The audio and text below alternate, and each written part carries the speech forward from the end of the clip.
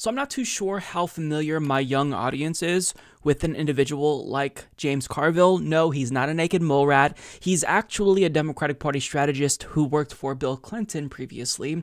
And an issue with him is that he hasn't updated his strategy since 1992.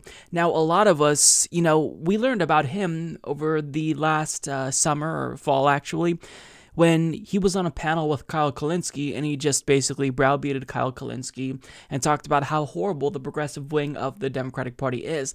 And you're going to get a sense of just how out of touch he is in this clip that I'm about to show you, where he concerned trolls about Bernie Sanders and tells us what he thinks the Democrats need to do in order to defeat Donald Trump this year. Now, he's going to give you the same advice that Hillary Clinton accepted. Nonetheless, he thinks he's right, and we're wrong. So let's hear him out. A lot of people compare him to Jeremy Corbyn. I say he might be closer to Lopez Obrador in Mexico, somebody who manages to get into power because the existing parties have so disappointed everybody. People are disgusted with Democrats. They don't trust Republicans. They go for Bernie. Do you think that is a path to victory if he makes that argument? Why do I think people are disgusted with Democrats? We had the highest turnout in 2018 since women were granted the right to vote. We had the biggest margin. We ran a smart campaign, and it worked.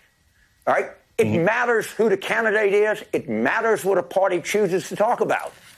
I mean, I'm 75 years old. Why am I here doing this? Because I am scared to death. That's why.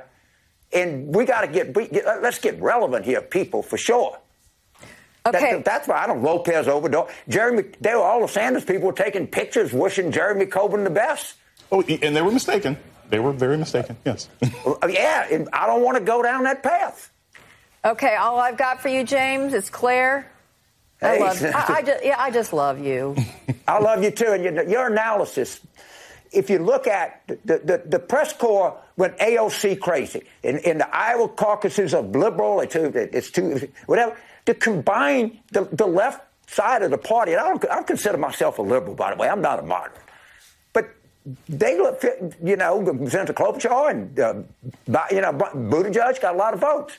And we got to decide what we want to be. Do we want to be an ideological cult, or do we want to have a majoritarian instinct to be a majority party? I know where you stand on that, Senator, because you had to run in a red state. Right. So, and again, you and I know that 18% of the country elects 52 senators. And the urban core is not going to get it done. What we need is power. You understand? That's what this is about. Without power, you have nothing. You just have talking points. In the Marine Corps, they say, wish in one hand and do something in the other. Which hand is going to fill up the fastest? we better get serious here. And, a lot of Democrats around the country are concerned.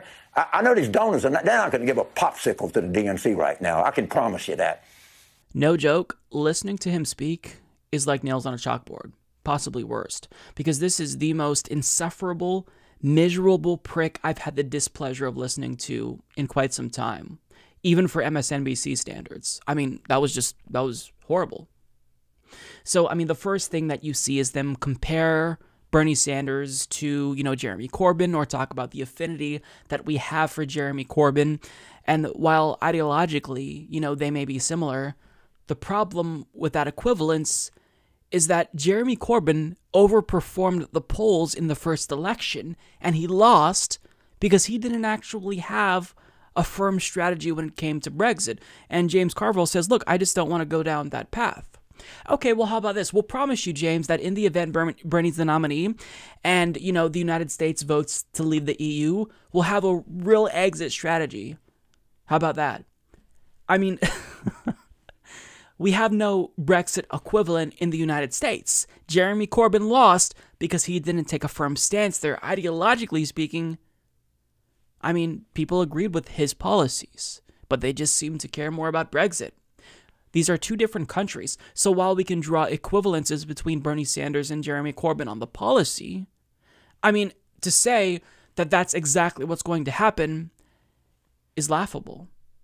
They always bring up these instances where a politician lost, like James McGovern from like 50 years ago, but as Namiki Kantz put it, Hillary Clinton was James McGovern.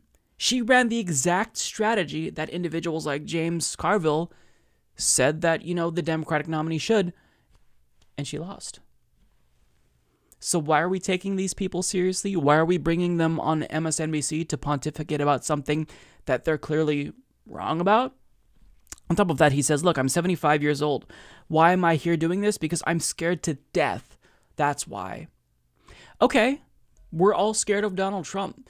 But why do you think the same exact moderate strategy is going to pay off this time? Trump now has the economy that he can boast about. It's not necessarily true, but he's going to do it nonetheless. Trump is now a president. He has that incumbency advantage. So if that moderate strategy, that neoliberal centrist approach didn't work the first time, then why on earth would you think it'd work this time when Trump is more powerful, more formidable? These people, they have worms in their brains. To quote someone who was interviewed on InfoWars once, they have worms in their brains. I don't know how else to put it. I mean, how can you be this dense? Like, nobody is a sure bet against Donald Trump, but to utilize the same failed strategy is fucking insane. Like, why are we listening to these people? They're losers. Democrats lost more than 1,000 seats. And this was all under neoliberal rule. Barack Obama, Joe Biden, Nancy Pelosi.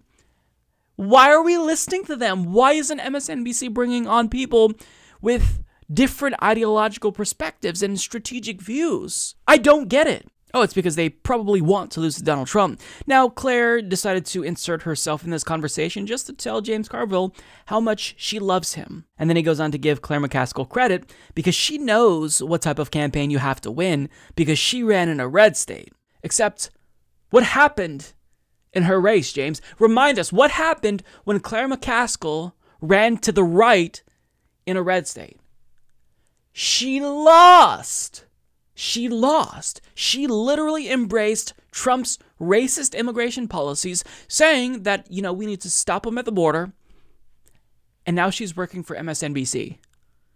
Maybe she's not the best person to take electoral advice and strategy advice from.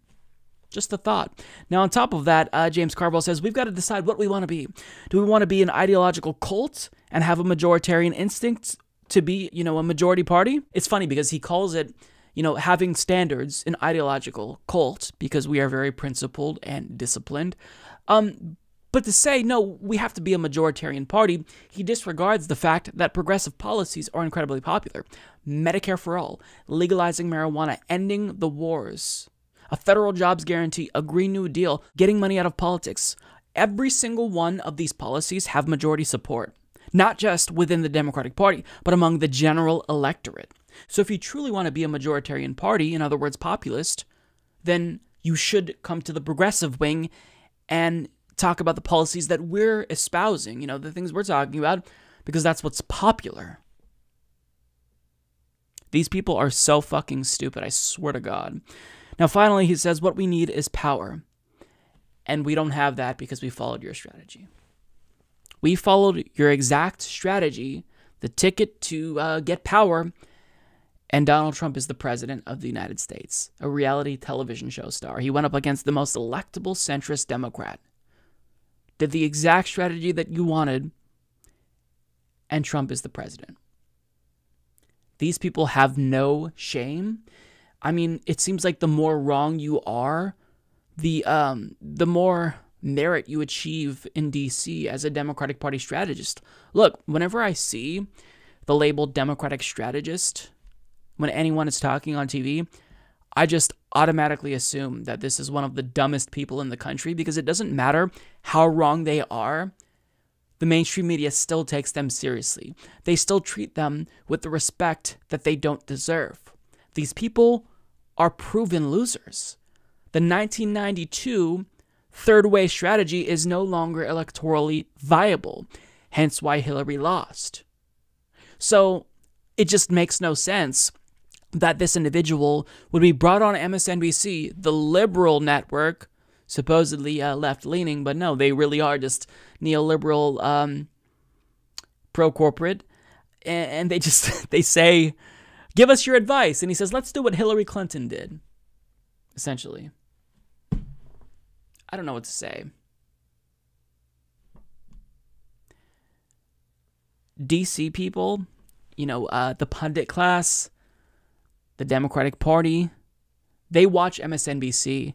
So they really take what individuals like Jason Johnson and Claire McCaskill now apparently and James Carville say, and they respect the advice that they give. That's why you see them, using the same failed centrist strategy. But on top of that, it's also really convenient to utilize this centrist strategy because if you're a centrist, then you can easily appease your corporate donors and say that you are pro-woman and pro-LGBTQ while not really doing anything to help them, not changing the economy in a fundamental way, not combating corruption. So, the Democratic Party is just a colossal failure, so out of touch. And if you're wondering why people hate liberals, it's things like this that make people hate liberals. It's things like this that make young people feel disinclined to vote. This is why people stay home.